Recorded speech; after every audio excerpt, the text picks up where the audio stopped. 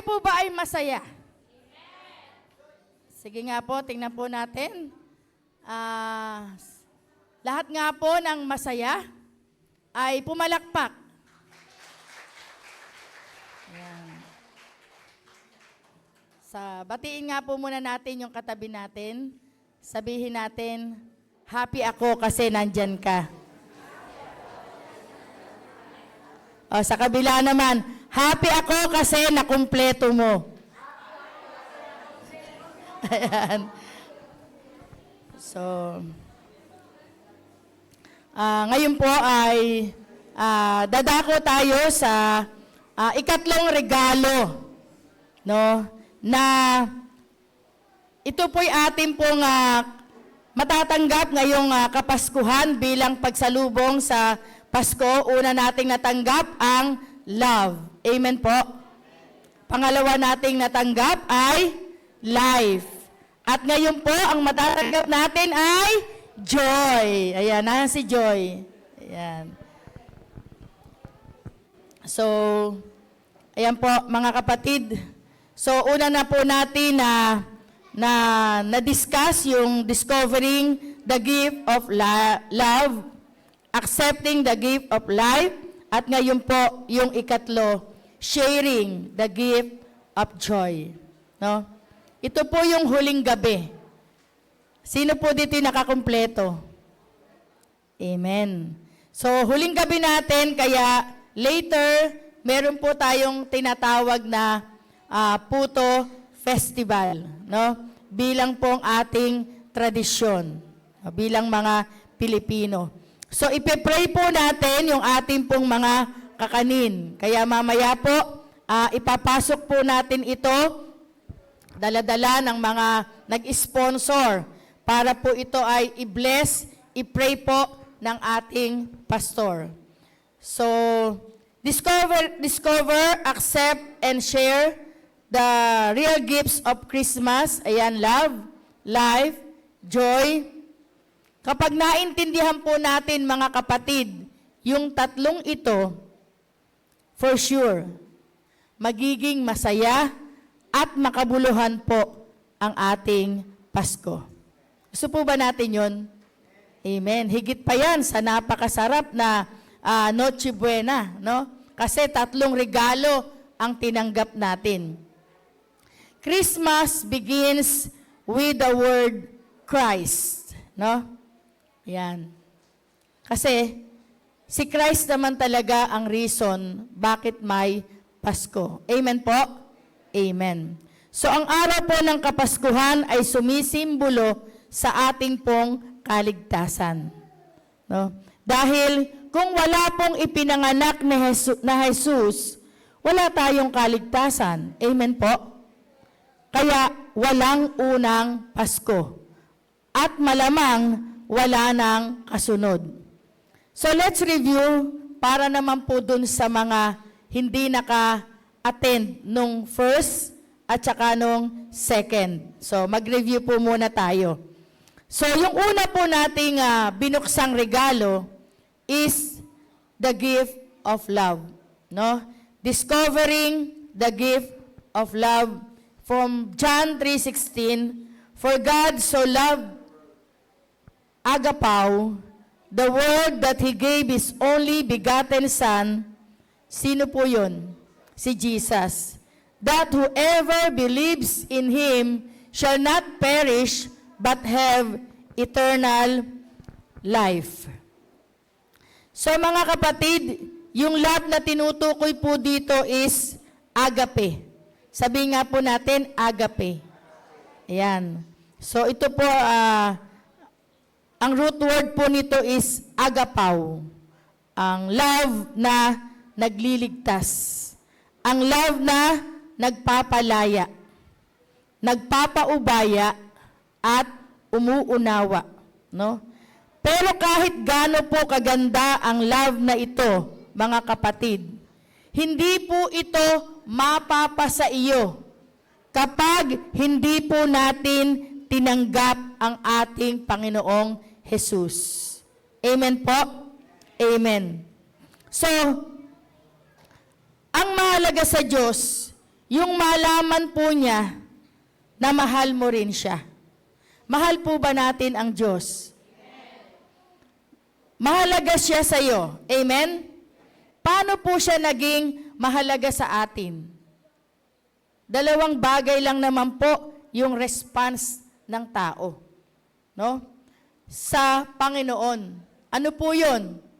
It's either you accept or you reject that love. Tanong ko kapatid, alin sa dalawa ang response mo? Accept or reject? Para yatang mahina. Accept or reject? Amen. Accept. That is why nandito ka kapatid. No? Hindi ito aksidente na nandito ka ngayon. So palakpakan naman po natin ang Panginoon. Ayan. So yun po yung maganda. We accept the Lord Jesus. So mga kapatid, silipin po natin yung 4 na types of love in the Bible. No? For the sake po ng mga wala dito noon. So silipin lang natin, mabilis lang po. So may 4 na uri ng love sa Bible. Number 1 is, ano po yun? Eros love. Yan po yung sensual. Take ng take. No? Take siya ng take. Motivated by self-pleasure. Pang sariling kasiyahan. Willing to sacrifice others. Pangalawa po, philos love. No? Ano man po yung ibig sa ang philos love? Ito naman po yung social love. No? Give and take. Plus motivated by expectation of others, no? Plus tries to make an even trade off. Para bang palitan lang, no? Palitan lang sila. So you love me because I love you. Mahal kita kasi mahal mo ko. Ganun lang 'yun. So number 3 po is storge. Ano naman po yung sa storge? Give and take. Ayan. So it is motivated by expectation from family. So ito yung pag-ibig sa family nyo.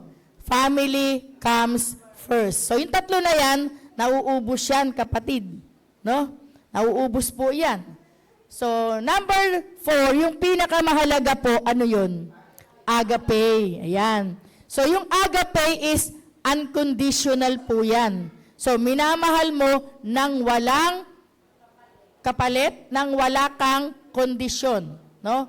Walang but, walang if. Ito, give and give. No? Tingnan nyo yung pagkakaiba niya sa lahat. It is motivated by God and needs of others. No? Ito po ba yung pinapractice po natin? Ang agape kind of love. Ayan. So it is willing to make sacrifice for others. No? Kaya mong magsakripisyo para sa iba.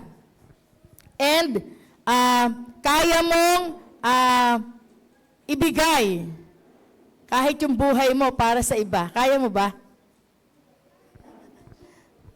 Kaya ba, kapatid? Tingnan mo nga yung katabi mo kung kaya mong i-offer.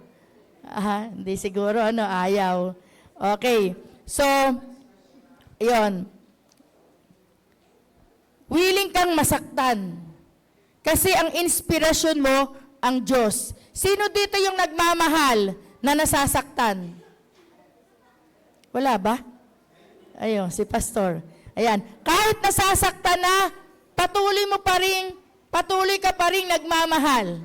Nagpapatuloy ka ba sa pagmamahal kahit nasasaktan ka? Amen. Kapag gano'n yun, kasi ang motivation mo, si Lord. Yung pag-ibig mo galing kay Lord. Kaya kahit nasasaktan ka, nagpapatuloy ka pa. Hindi ka naman, kasi tayo mga kapatid, di ba, si Lord, inibig tayo kahit hindi tayo kaibig-ibig. Ikaw ba kaibig-ibig ka na noon pa? Di ba, hindi? Hindi tayo kaibig-ibig, pero anong ginawa ni Lord? Inibig niya tayo kahit tayo ay makasalanan pa. So sa agape, handa kang mamatay para sa taong mahal mo. Mahal mo ba yung katabi mo? Uy, lakas. Handa ka bang mamatay? Ayun na problema. Ayun na ang problema. Mahal, pero hindi kayang mamatay. Ayun. Okay. So, sa John 15:13, ayan po kasi yung true love requires sacrifice. Yun. Kaya kung totoong nagmamahal ka, may kahalong sacrifice. Yun po yung John 3:16. Dito naman po sa John 15:3, ayan, basahin po natin, the greatest love or agapaw you can have for your friends is to give your life for them. Kaya ba? Kaya ba? To give your life for them.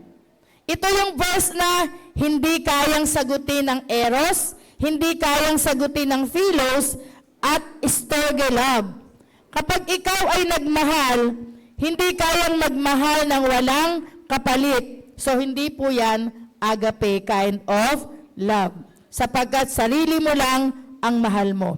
So pangalawa po nating pinag-aralan is the gift of life. Accepting the gift of life. Tanong, exciting ba ang iyong buhay? Kapatid, exciting ba ang iyong buhay? Wala naman pong mali. No? Yes or no? Amen. So, dito po, mayroong tatlong words used in the biblical Greek that translate life. Ito po, number 1 is bios. So, pag sinabing bios, yung mga nag-aral ng biology, bios means body. No? Suke means soul. And zoe means spirit or God's life.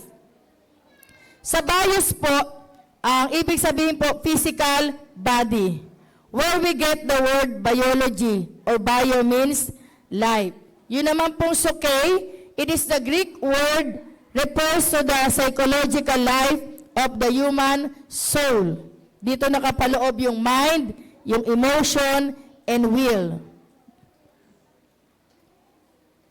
Next, zoe. The Greek word refers to uncreated eternal life of God, the divine life, uniquely possessed by God, or God's life or spirit. Ito yung buhay na nasa Diyos, na ibinigay niya kay Adam and Eve, pero nawala. Kaso hindi nila kinain ang bunga ng tree of life. Kaya ito'y muling ibinalik sa pamamagitan ni Jesus para maipasa niya sa mga taong tatanggap sa Kanya. So sa John 10:10 po, silipin po natin. Yan. Ito po'y maganda, isa po sa magandang verse to. The thief comes only in order to steal, kill, and destroy. No, yun lang po talaga ang pakay ni Satan. Pero ang maganda po, sabi niya, sino po yun? Jesus have come in order that you might have life or zoe. Life in all its fullness, completeness, kumpletong buhay sa pamamagitan ni Jesus. Kaya mga kapatid, napakalaki ng pakinabang po natin when we accept Jesus in our life. So next po, ayan, zoe, the God quality of life, the abundant life, the good quality of life. Mga kapatid, binigyan po tayo ng Diyos ng regalo. Ano yung regalo na yun? Buhay na walang hanggan. Kayo po ba naniniwala na meron kayong buhay na walang hanggan? Sinong naniniwala? Pumalakpak mo ng malakas. Amen. Yan. Yung buhay na walang hanggan po na yon. Yung po ay mapapasa atin lang kapag tinanggap natin ang Panginoong Jesus. Amen po? Amen. So nawa ay gamitin natin ito sa magandang paraan. Magpasalamat at maglingkod sa Diyos. Amen po ba? Amen. So mga kapatid, a gift is useless. Not unless you accept it and use it correctly. Amen po? Walang halaga yung regalo pag hindi natin ito ginamit. Amen po? Amen. So mga kapatid, narito na po tayo sa third gift, joy. Sabihin nyo nga po, joy. Yan, sharing the gift of joy. Ayan. So kaya tatlo na ang tinanggap nating regalo. Ano yung una? Love. Pangalawa, life. Pangatlo, joy. Ayan. So, malakas makahawa ang taong masayahin. Amen po? Sino po dito yung masayahin? Ayan. Laging nakatawa. Ayan. Banat daw ang muka. Laging ubas. Pagka daw laging masaya, parang ubas. Pag laging malungkot, parang pasas. Tingnan mo yung katabi mo, mukha bang ubas? Ayan. Ubas ba o pasas? Amen. Ayan. Kaya ngayong Pasko, kung may isi-share tayo, kapatid, i-share natin ay joy. No? Joy. Asan ba si Joy? Ayan. Sa Tagalog, ligaya. No? Marami-rami ang mga nalulungkot ngayong Pasko. Di ba? May mga kumakantang, iba yung mga broken-hearted. Malamig daw ang Pasko. Totoo ba yun? Hindi. Okay. So, Luke 2, verses 10 to 11. But the angel said to them, "Don't be afraid.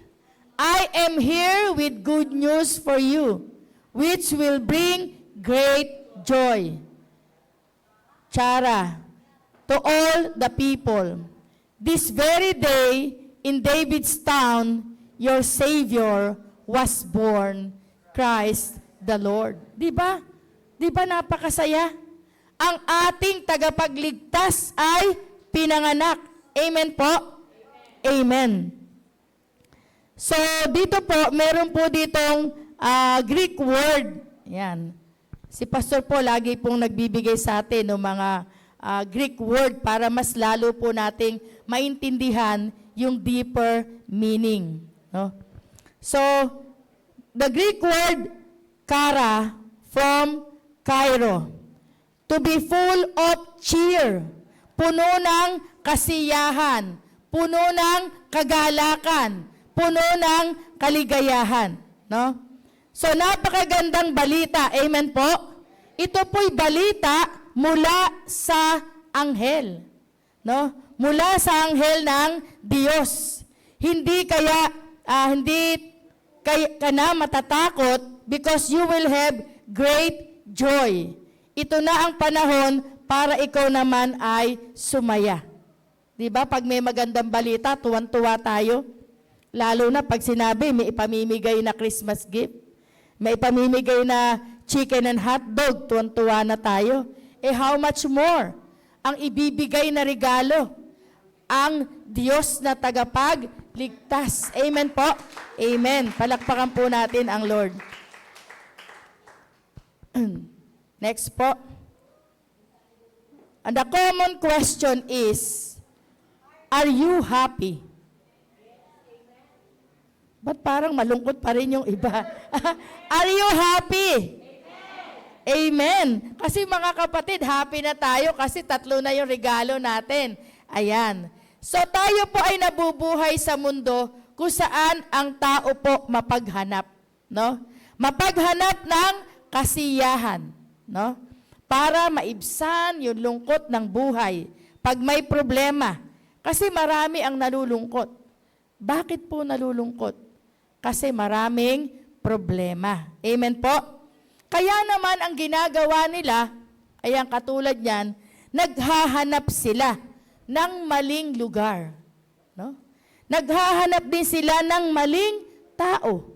Akala nila, dun nila kayang maging masaya. No? So, handa silang magbayad, no, ng malaking halaga, sumaya lang. Yung iba naghahanap ng saya sa alak, no? Sa party-party. Yan. Yung iba naghahanap ng saya sa gadget. Yung iba naman sa mga pets, no? Iba naman sa mga staycation. Bakasyon dito, bakasyon doon, no? Iba drugs. Iba naman beer house. Ayun. No? Pero kapatid, tunay nga kaya silang masaya? Tunay po ba? Hindi po. Kasi pansamantala lang yung mararamdaman nilang kasiyahan. Amen? Okay, sumaya sila sa alak. Ang tanong, after nung spirit ng alak, hindi ba babalik na naman sa kalungkutan? Amen po?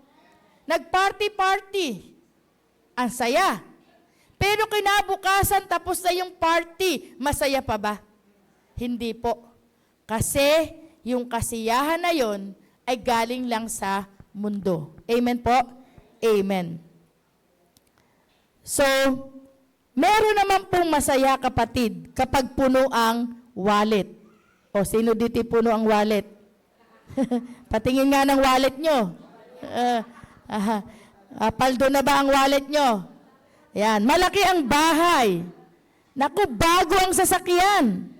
Malaki ang bonus. Uy. Malaki ang sahod. Nagtatrabaho sa malaking kumpanya. Nakasuot ng branded na t-shirt. Ayan. Kasama kanyang mahal. Jowa. Ayan. So, ang dami-daming pera. So, doon sila masaya.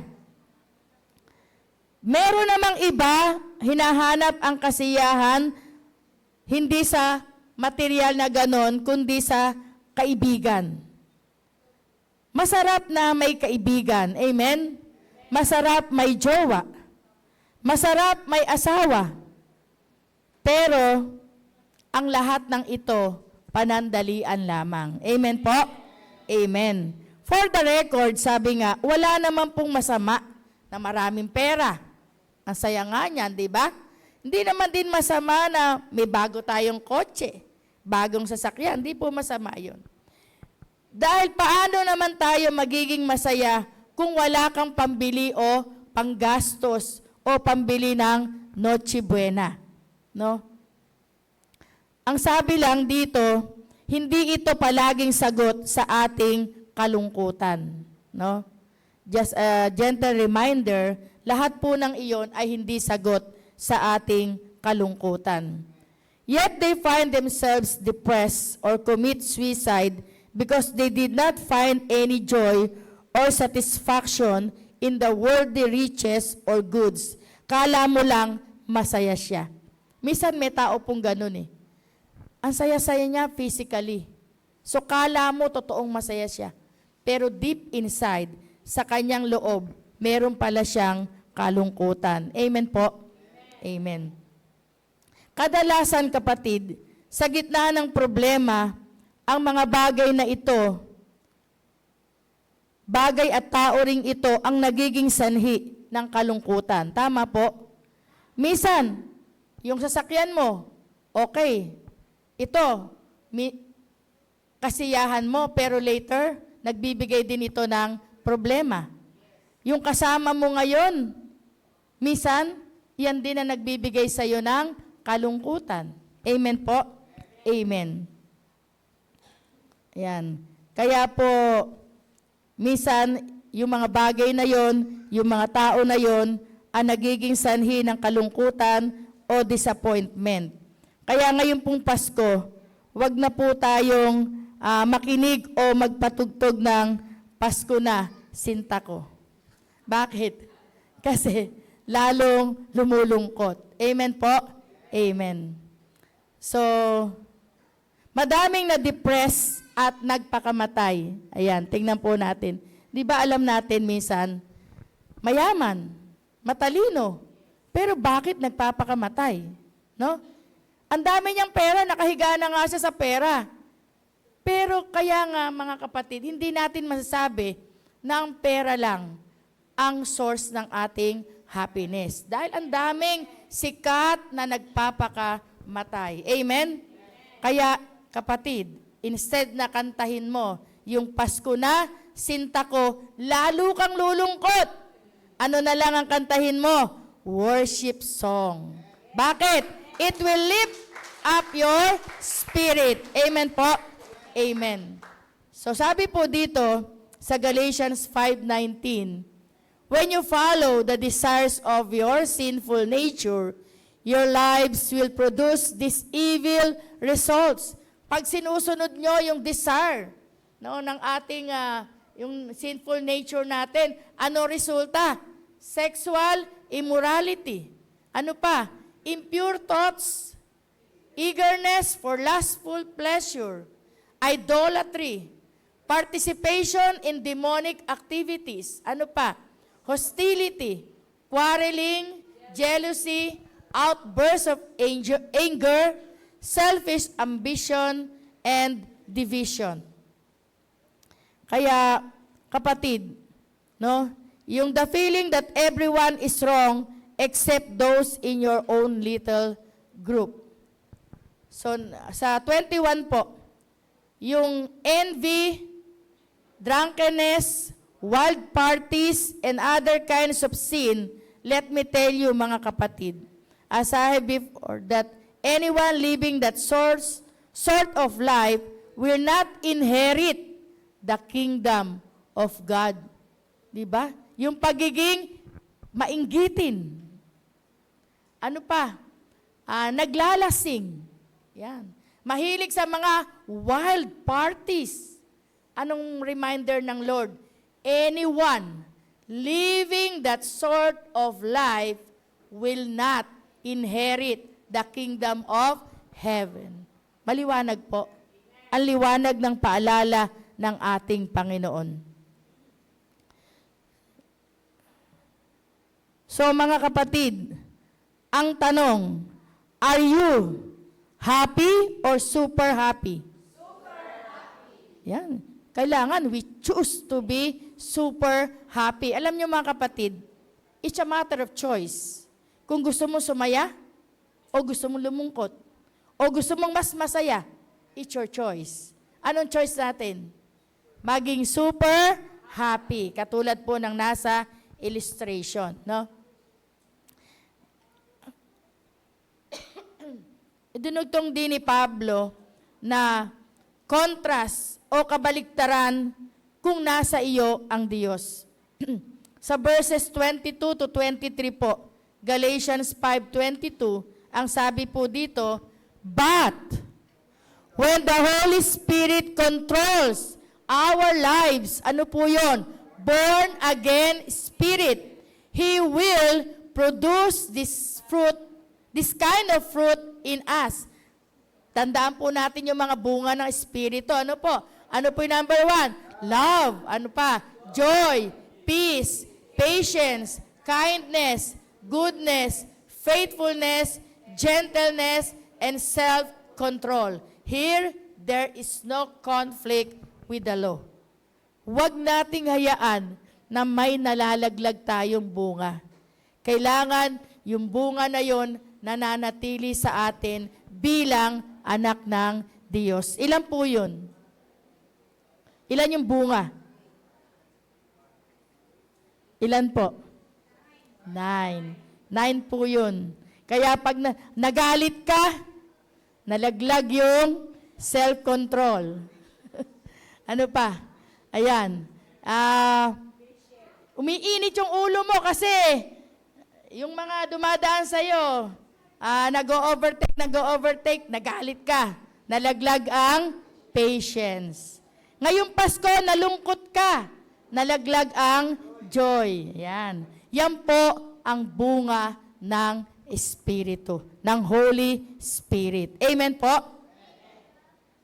Ngayon, tanong ko, kayo po ba ay malapit sa Diyos? Close po ba kayo kay Lord? Sino ang close kay Lord? Yan. So kung close kayo kay Lord, no, sigurado hindi na kayo malulungkot. Parang malungkot naman kayo. Sabi niyo, close kayo kay Lord. Ayan. So, mga kapatid, eto po. Yung mga nalulungkot daw, sabi dito sa Psalm 34:18. Ayan. Sino dito broken-hearted? Meron ba? Nabasted, iniwan ng jowa, iniwan ng mahal sa buhay, hindi pinansin, o tinuturo nyo naman si ano ha. Okay, ano sabi ng Lord? The Lord is close to the broken-hearted. He rescues those who are crushed in spirit. Laging tandaan natin yan. Si Lord malapit, no? Very close siya sa mga taong broken-hearted. Amen po? Amen. Kaya kung malapit sa atin si Lord, malulungkot ka pa ba? Hindi na. Amen. So, Matthew 5:4. Ayan. Blessed, ano sa Greek word? Makarios, are those who mourn, for they will be comforted. Sino dito yung mga nagdadalamhati? Yan. Nalulungkot sa pagkawala ng mahal sa buhay, mapalad sila. Bakit? They will be comforted. Sino yung magko-comfort sa kanila? Ang ating Diyos. Amen po? Amen. So, ayan. Meron tayong Greek word na Makarios. Ano nga po ba ibig sabihin ng Makarios? Super blessed, extremely blessed, by extension fortunate, well off, blessed, happier. Di ka lang happy. Ikaw ay happier, no? So, papasayahin tayo ni God dahil dumating na si Kristo noong unang Pasko at ibinigay na niya ang kanyang salita o utos para sundin. Hindi tayo magsasawa na parang sirang plaka na paulit-ulit na sinasabi natin dito po sa Our Christ is Wonderful sa ating church. 10 taon na pong dinideklara na we are Makarios. Sabi nga po natin sabay-sabay, we are Makarios in Jesus. Amen po. Kaya nga po ang ating church sa biyaya ng Panginoon ay 10 taon na ay ito po ay palago ng palago. Palakpakan naman po natin ang Panginoon. Siyempre, binigyan niya tayo ng napaka-sipag at napaka-dedicated na pastor. No? The gift of God to us. Kaya, yun po yung bunga ng pagpaniniwala mo. Declaration of faith na you are Makarios. Amen po? Amen. So kahit sabihin pang paulit-ulit ka, okay lang yan. Kasi that is your declaration. Pinaniniwalaan mo, dinideklara mo na ikaw ay Makarios. Hindi ka lang blessed, you are super blessed. Hindi ka lang happy, you are super happy. Amen po? Amen. So may tanong po ako dito. Tanong. Why is it important to have joy? Bakit mahalaga na magkaroon tayo ng joy? Hindi joy na pang-urong, ha? Baka yun ang kilala natin. Ano answer? Amen. Because joy is the source of our strength. Pag may joy ka, meron kang strength. Kasi ang joy na yan, ang pinaghuhugutan ng ating strength. Amen po? Kapatid, marami po yung napapagod sa buhay. Di ba? Pagod na sa pagiging nanay, pagiging tatay, napapagod sila. Even sa paglilingkod, napapagod din po sila. No? So, bakit po kaya napapagod yung iba? Kasi nawawala yung joy. Kailangan po kasi hindi mawawala yung joy. Ang sabi po ng salmista, si Haring David, sa 51:12, ano pong sabi niya? Restore to me again the joy of your salvation and make me willing to obey you. Yun po ang sabi ng salmista, no? So sabi po dito, kasi kuminsan si Satan, ninanakaw yung joy natin. Kaya tayo ay nalulungkot, no? Ninanakaw niya. No? Yung confidence, nagdududa tayo sa sarili natin. Kung tinawag nga ba ako, halimbawa yung mga naglilingkod, minsan nawawala yung peace. Pag nawawala yung peace, gumugulo ang isip, no? And then yung strength, syempre affected. Amen? Pag nawala ang peace sa'yo, naguguluhan ka. Amen po? So pag naguguluhan ka, nawawala yung confidence mo, na affected ang strength mo. So napapagod ka ngayon. Nawawalan ka ng lakas. Ano ngayon ang mangyayari? Tinatamad ka ng maglingkod. Amen po? Yung pala yung dahilan. Tinatamad ka na. Kaya brothers and sisters, hindi nawawala ang ating salvation. Ang nawawala lang ay yung joy. Kasi once saved, you are saved. Amen po? Hindi nawawala po yan. No? That's why we always declare, kailangan babalik yung happiness. Para bumalik ang happiness, lagi mong ideklara, we are Macarius. Amen? Kasi pag pinaniwalaan mo yan, kapatid, yun ang mangyayari sa'yo. Macarius ka. So sabi ulit, eto naman po, another good news. Ayan. Ang sabi po dito sa Luke 2:10-11, sabayan niyo po ako, but the angel said to them, don't be afraid. I am here with good news for you, which will bring great joy to all the people. This very day, in David's town, your Savior was born, Christ the Lord. Maganda po ba yung balita? Amen. Good news po yan. Balita mula sa langit na anong dala sa atin? Great joy. Bakit? Kasi isinilang ang ating tagapagligtas. Amen po? Amen. Ngayon, may tanong pa po ulit ako sa inyo. Who is the real source of joy? Sino nga ba ang tunay na pinanggagalingan ng iyong joy? Answer? Wala po bang answer? O, tanong, sino po ang real source ng joy? Ayan. Nehemiah 8:10, one of my favorite verses. Anong sabi po dito? This day is sacred to our Lord. Do not grieve, for the joy of the Lord is your strength. So, yun pala yung source ng ating strength. Kaya tayo malakas because of the joy of the Lord. Palakpakan po natin ng Lord. Ang joy na nagmumula sa ating Panginoon, ang source ng ating strength. No? At hindi ka mapapagod, kapatid, pag ang strength mo galing kay Lord. Yung joy mo, ang nagbigay ng strength, hindi ka mapapagod. Amen po? Ito pa po ang sabi ng salmista, Psalm 16:11, in your presence, there is fullness of joy. At your right hand are pleasures forevermore.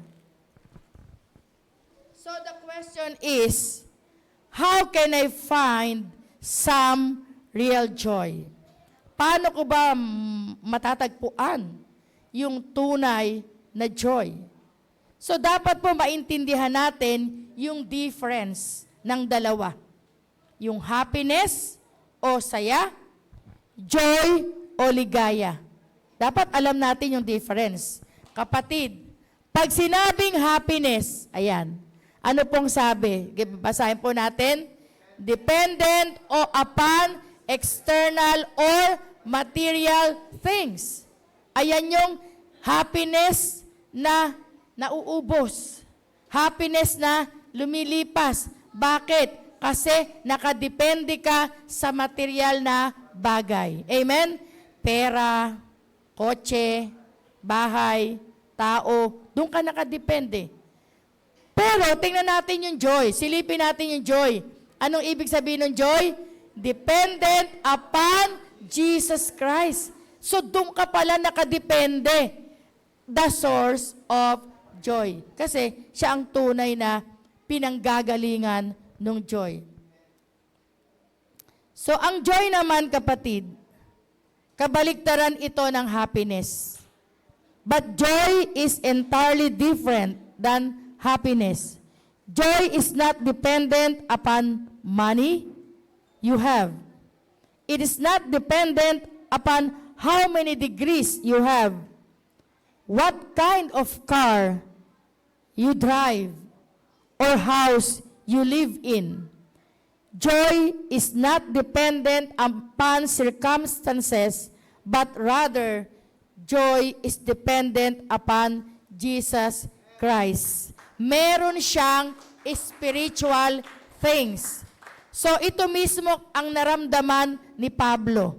At binahagi po niya ito sa mga taga-Pilipos. Kahit nagkukulang, sabi nila, Philippians 4:4, basahin po natin, always be full of joy, Cairo, in the Lord. I say it again, rejoice. No? Ang ganda po, malalim po yung hugot ni Pablo. No? Iniisip niya ang Lord at ang langit. Kasi kahit nahihirapan, kahit nasasaktan siya, pinipili pa rin niyang magpasaya o ma-encourage ng iba. Kapatid, ikaw kaya? Kaya mo ba na kahit nalulungkot ka, kaya mo maging source of encouragement sa iba? O yung kalungkutan mo, gusto mo lumungkot din yung katabi mo? Gusto mo maging malungkot din yung kaibigan mo? Gusto mo maging malungkot din lahat ng taong nasa paligid mo? Ganun ba yung gusto natin? Ang gayahin po natin si Pablo, na sa kabila ng kanyang kalungkutan, siya rin po ay nagbibigay encouragement sa iba. Ano po yung encouragement? Nagpapalakas. Nagbibigay ng hope. Siya ay nagbibigay ng encouragement sa kapwa niya na nalulungkot. Amen po? Amen. So, ang happiness, kapatid, ikaw ang nagbe-benefit. You feel the contentment and satisfaction to bliss and intense pleasure. Ikaw lang yung masaya. Sa happiness po yun, ha? Whereas sa joy, kapatid, ito naman ay nararamdaman natin kung tayo ay selfless. No? Handang magsakripisyo sa iba. Kaya mong mag-sacrifice just to make others happy. Amen po? Amen. Yung tipong nasasaktan ka, pero alang-alang, ikasasaya ito ng kapwa mo, ikasasaya ito ng nasa paligid mo, gagawin mo. Kaya ba natin? Naku, nalungkot na sila. Nalungkot na tuloy. No? Kaya po ba natin yon, kapatid? Ha? Na kahit nasasaktan ka, magsasacrifice ka, sumaya lang yung katabi mo. Kaya mo ba? O mamaya, o sige, yung puto ko, bibigay ko na lang sa'yo. Kaya ba natin?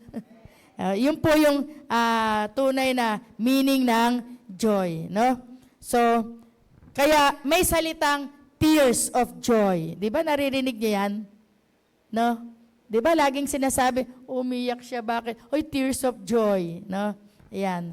So, hindi po tears of joy, kung hindi tears of happiness. If you need strength just to make it from day to day, you need the joy of the Lord. No? Yung, saan ba makikita yon? Yung joy na yon, saan ba makikita? Saan makikita? Kay Jesus. Kaya kung meron tayong Jesus sa puso natin. Hawakan nga po natin puso natin. Ayan, tumitibok ba? Tumitibok ba? Amen. Sino ang tinitibok? Si Lord. Ayan, amen. Tinitibok pa si Jesus? Ayan. Kung tumitibok yan para kay Jesus, meron kang joy. Amen? Amen. Hindi ka na magiging malungkot, kapatid. Ha? Ngayong Pasko, hindi ka na malulungkot. No? Kahit wala kang hamon, kahit wala kang masarap na Noche Buena, meron ka namang Kristo. Tandaan nyo, ilan ang tinanggap natin? Love, life, joy. Malulungkot ka pa ba? Hindi na. Kumpleto na ang ating Pasko. So kapatid, we can only feel joy when we are spiritually connected to God and other Christians. No? Yung pagsasama-sama po natin dito, ibig sabihin, we are connected to God.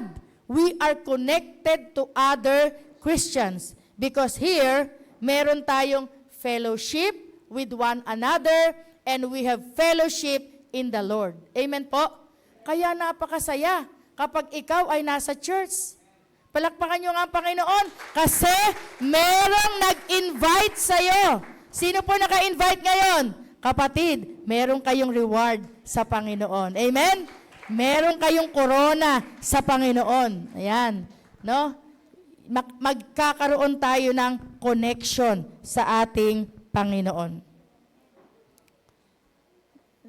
That's the spiritual life and love, Zoe and Agape, to be exact. May spiritual connection ang magkakapatid kay Kristo kasi nga Christian. No? Ang joy or fruit of the Holy Spirit, sabi po sa Galatians 5:22, Christians are joyful people because we have the Holy Spirit and happiness should characterize our everyday lives. Nagbibigayan tayo kahit hindi tayo magkaano-ano. Amen po? Amen. Dito sa church, meron kang brothers, meron kang sisters, meron ka pang mama, meron ka pang mami, meron ka pang tatay. Saan ka pa? Amen? Kaya punta lang tayo lagi sa church. No? So kapatid, pero hindi daw lahat ng masaya ay maligaya. Naniniwala po ba tayo doon? Hindi lahat ng masaya ay maligaya. Ang ilan, nagtatago lang sa likod ng maayos na kasuotan o masayang okasyon. Pero, pag nag-iisa na, malungkot na ulit. Meron po ba ditong ganon? No? Nakatago lang yung kanyang emotion. No? James, tingnan po natin sa James 1:2. Ayan. Basahin po natin. Dear brothers and sisters, sino po yun? Sila yung Christians. Whenever trouble comes your way, let it be an opportunity for joy. No? Pag daw may trouble na dumating sa'yo, may problema, may kabiguan, may kabigatan, maging opportunity daw ito para magkaroon ka ng joy. Amen po? Dapat malalim ang iyong hugot. No? Kahit hindi maganda ang sitwasyon, you have all the reason to be joyful. Pangit man daw ang sitwasyon, dapat tayo ay masaya. Amen? At magpasalamat. Amen po? Dahil kapatid, yung trouble na yan, yung problem na yan, pag iyan na pagtagumpayan mo, that will become your testimony. Magiging testimony mo yan para sa iba. No? Amen po? Kaya kahit may pinagdaraanan ka, opportunity yan para i-testify mo sa mga darating na panahon. Sabi po dito sa Ecclesiastes,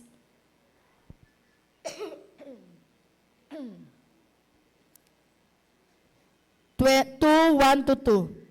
Basahin nga po natin. I decided to enjoy myself and find out what happiness is. But I found that this is useless too. I discovered the laughter is foolish. That pleasure does you no good. No? Sabi po dito, naranasan po ni Haring Solomon ang magpakasaya sa mundo. Bakit po? Siya po'y napakayaman.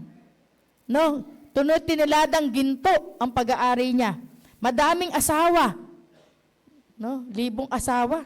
Maraming kayamanan. Masarap ang pagkain. Marangya ang kanyang buhay. Nasa kanya na po lahat. Wala ka na pong hahanapin pa. Pero, he concluded, sabi niya, but I found that this is useless too. Wala daw kabuluhan ang lahat ng iyon. Ito ay nauubos kalaunan. So, pag naubos, sad ka uli. Amen po? Kaya hindi po sa marangyang buhay matatagpuan ang kaligayahan. Amen po? Amen. Amen. So, gaya ng marami, hindi siya tumigil ng paghahanap ng saya. Ecclesiastes 2:24-25, sabi po dito, there is nothing better for people to do than to eat, drink, and find satisfaction in their work. I saw that even this comes from the hand of God, who can eat or enjoy themselves without God. So sabi po dito,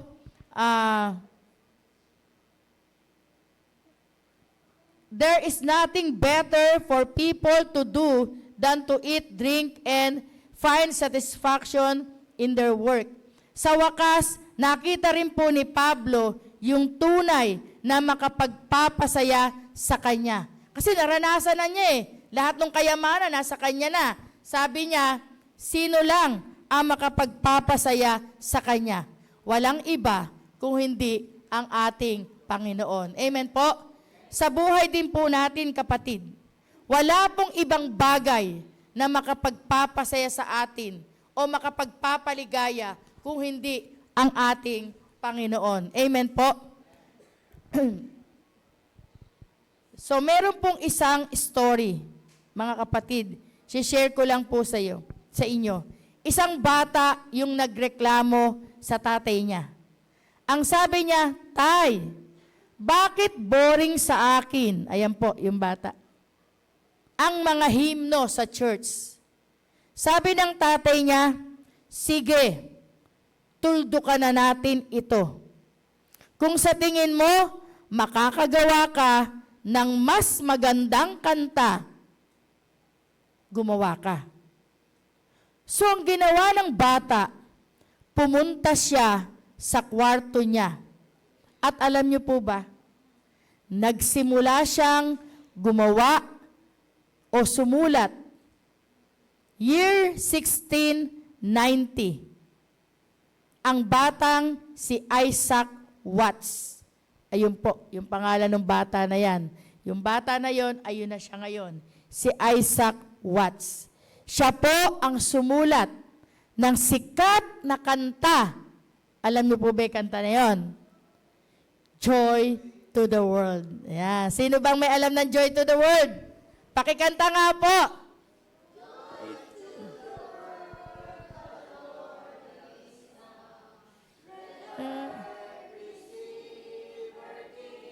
Ayan, palakpakan po natin si Lord. Ayan po. Ayan, baka ano po gusto niyong kantahin? O, sige po, diretso po, Pastor.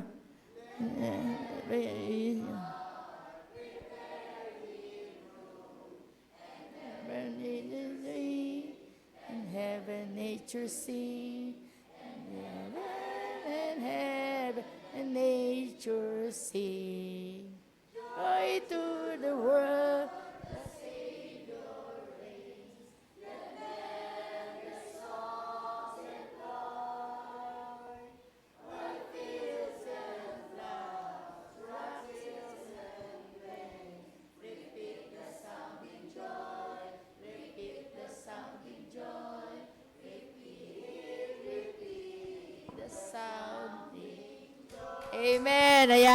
Siya po yung sumulat ng famous na kanta po na yan. Yan.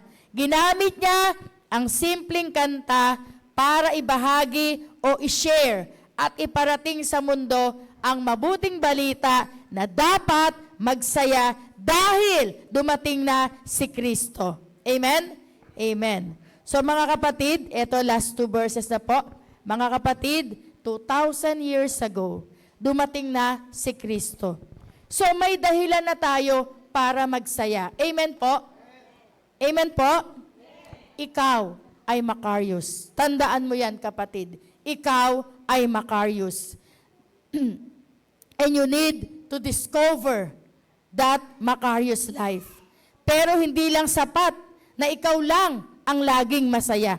Dapat sinishare mo ang joy mo sa iba.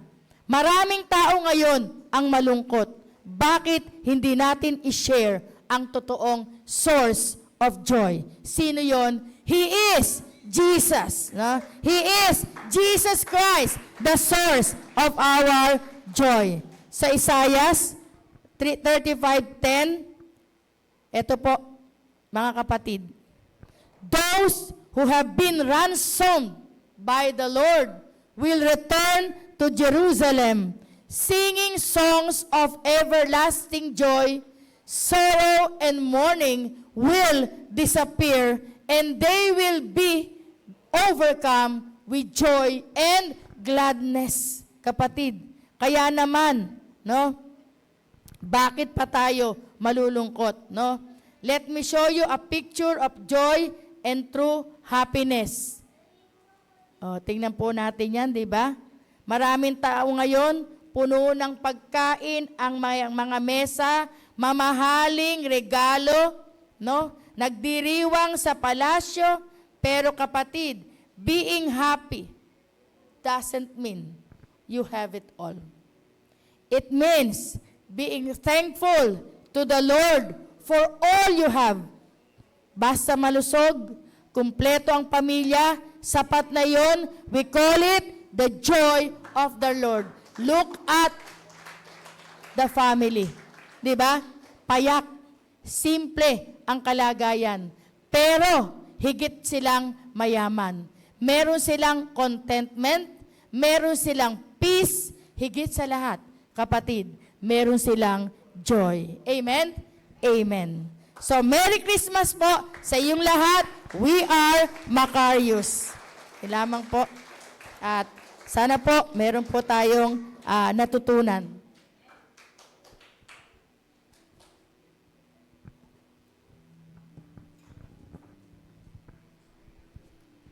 Nayayaan ko po ang lahat na tumayo.